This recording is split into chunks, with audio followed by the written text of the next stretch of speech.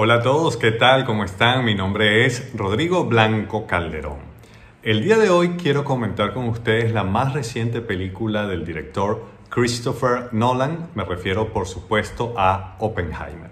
Además de compartir estas impresiones, quiero también darles algunas referencias, algunos libros que creo que guardan alguna relación con el personaje de Oppenheimer, con la época que le tocó vivir y con todo lo que fue el proceso de construcción, lanzamiento y las consecuencias de ese lanzamiento de la bomba atómica. La película de Nolan se centra en el científico norteamericano J. Robert Oppenheimer, quien lideró el proyecto Manhattan, que consistía en la fabricación de la bomba atómica en el contexto de la Segunda Guerra Mundial.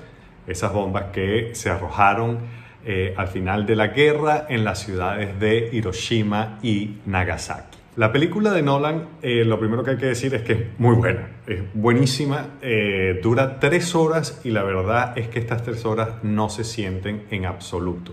La trama está muy bien llevada, con muy buen pulso y prácticamente no hay momentos donde uno se fastidie o se distraiga. La historia de Oppenheimer es narrada por Nolan en 2 planos principales, ¿no?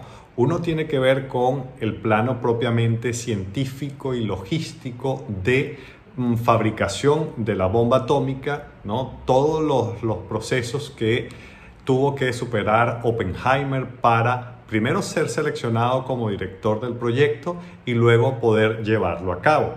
Las dificultades personales que planteaba Oppenheimer como figura pública para el gobierno de los Estados Unidos eran el principal obstáculo, ¿no? Me refiero a sus afinidades políticas hacia el comunismo. El otro plano narrativo de la película ya tiene que ver con las consecuencias de la fabricación de la bomba atómica y su utilización en Hiroshima y Nagasaki. Consecuencias jurídicas, pero sobre todo morales. Por un lado está J. Robert Oppenheimer en todo lo que tiene que ver con la fabricación de la bomba y por otro lado está Robert Downey Jr. en su papel de Lewis Strauss, que, digamos, arrastra el conflicto político y gubernamental. Estos 2 personajes prácticamente no coinciden a lo largo de la película, se nos muestran apenas muy pocas escenas, pero son ellos quienes van a estar de alguna manera enfrentados.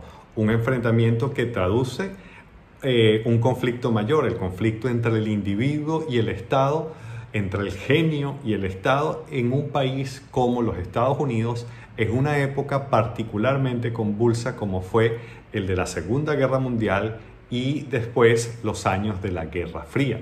Sobre las actuaciones, hay que decir que creo que son verdaderamente impresionantes. En el caso de Cillian Murphy interpretando a Oppenheimer es impresionante. Yo creo, estoy seguro que va a ser nominado y que va a ganar muchos premios por esta película. Es una actuación, como suele suceder en su caso, sobria, que logra concentrar en una gama de expresiones faciales, visuales, todos los conflictos internos del personaje, ¿no?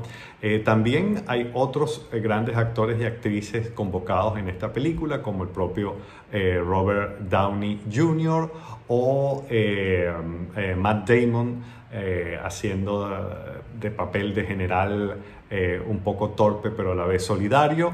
El papel de Emily Blunt como esposa de Oppenheimer, el papel de Kitty Oppenheimer, es muy interesante porque al principio parece ser un rol totalmente secundario e insípido y con el transcurso de la película va a ganar mucho, pero mucho impacto.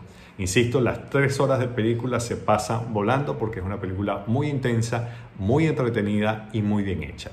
Y además es una película que te hace pensar mucho porque toca aspectos históricos, sociales, políticos y morales que todavía nos convocan como sociedad. Por eso, mientras yo veía la película, en paralelo iba pensando, recordando libros y referencias con los cuales esta película creo que establece un diálogo muy interesante y por eso, como yo no soy cinéfilo pero sí soy lector, quería aprovechar este programa para compartir esas referencias La primera lectura, el primer libro que conviene citar, por supuesto, es la obra en la cual se basó Christopher Nolan para hacer su película. Se trata de una biografía sobre Oppenheimer, a partir de la cual él mismo hizo el guión. Se trata del libro Prometeo americano, el triunfo y la tragedia de J. Robert Oppenheimer, de Kay Beard y Martin J. Sherwin. Esta es una biografía que fue publicada en el año 2005, luego en el año 2006 obtuvo el premio Pulitzer a la mejor biografía y a comienzos de este año la editorial Debate, magnífica editorial, hizo la edición en español para el público hispanoamericano.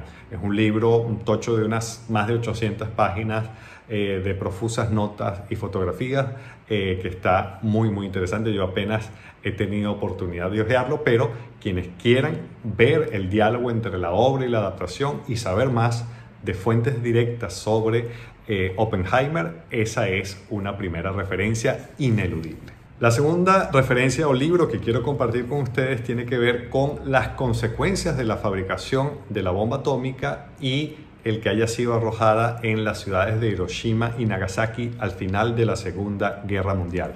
Este es un libro que acaba de salir, que se los recomiendo muchísimo. Se titula Hiroshima, Testimonios de los últimos supervivientes, del periodista malagueño Agustín Rivera. Lo publicó este mismo año la editorial Kailas y es fascinante. Es un libro sobrecogedor porque recoge las experiencias de Agustín Rivera como corresponsal en Japón hace ya varios años, en una época en la que tuvo el instinto de aprovechar y entrevistar y recoger los testimonios de los últimos supervivientes de Hiroshima, ¿no? de la tragedia de Hiroshima. Este libro de verdad nos brinda otro punto de vista de cómo vivieron las víctimas esta salvajada que fue el lanzamiento de las bombas atómicas al final de la guerra, cuando prácticamente ya el conflicto estaba resuelto, ¿no?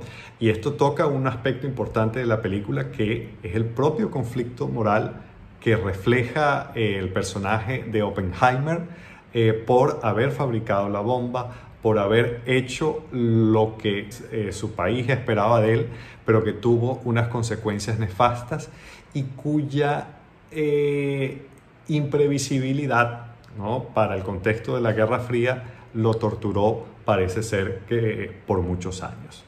La tercera referencia, fíjense que es una novela que ya leí hace bastante tiempo, pero que, al igual que el libro de Agustín Rivera, creo que puede brindar, en este caso desde la clave ficcional, otro punto de vista sobre la carrera armamentística ligada con la fabricación de las bombas atómicas.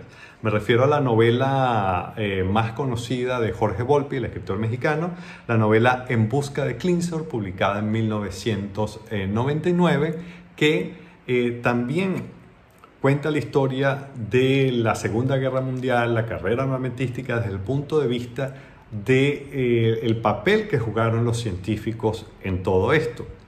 Recuerden que en esa época no solo los Estados Unidos estaban fabricando su bomba, sino también los alemanes, también los rusos, es decir, era una verdadera carrera hacia la mortandad. Esta novela no la he vuelto a leer, guardo sin embargo un muy buen recuerdo de ella, de cuando la leí en el año 99, y si quieren tener una aproximación ficcional, narrativa, novelesca, desde el punto de vista de los alemanes, del ejército nazi, de los científicos del Tercer Reich, creo que puede ser una buena ocasión para volver a ella. La cuarta referencia, fíjense, es otra biografía. Se trata de la biografía de Albert Einstein, escrita por ese gran periodista y biógrafo que es Walter Isaacson. Walter Isaacson se ha destacado por las grandes biografías que ha escrito, no solo la de Einstein, sino también la de Da Vinci, la de Steve Jobs, y ya está anunciada una próxima biografía sobre Elon Musk, así que ese libro también va a ser importante cuando salga. ¿Por qué la referencia y la importancia a Albert Einstein? Bueno, Einstein, su personaje al menos, aparece en la película como un personaje secundario, pero muy, muy importante, ¿no? No es necesario destacar el papel, la importancia de Albert Einstein en la ciencia del siglo XX y cómo sus descubrimientos científicos también jugaron un papel importantísimo en lo que terminó siendo la fabricación de la bomba atómica, de todo lo que tiene que ver con la energía nuclear. Y es una línea de lectura de la película que a mí me parece muy interesante y me recordó esta biografía de Isaacson porque, en efecto, Oppenheimer, como científico, como genio, genio tentado por el mal, ¿no? Por las consecuencias mefistofélicas que puede tener la ciencia a partir del siglo XX, es un avatar de lo que le tocó vivir en otra escala, con otras consecuencias, al propio Albert Einstein en su momento. El diálogo y la relación entre Einstein y Oppenheimer en la película es como una especie de relación de maestro y discípulo, donde ya la ciencia es lo de menos y lo más importante es el factor humano. Cómo nuestra condición humana es tan necesaria como la inteligencia cuando hablamos de la ciencia, cuando hablamos de los poderes de la naturaleza. En todo caso, los invito a ver Oppenheimer, vale mucho la pena y por supuesto me va a encantar conocer su opinión, qué les pareció, si les gustó, no les gustó, qué otros libros o referencias pueden compartir. Todo eso será muy, muy bienvenido. Como siempre, si me han seguido hasta acá, no me queda sino agradecerles, recordarles que por favor suscríbanse al canal, denle like, activen la campanita y recuerden que ahora también vamos a estar en Spotify con mi nombre, Rodrigo Blanco Calderón. Los programas que estamos grabando acá van a estar disponibles también para que los escuchen. Bueno, hasta la próxima.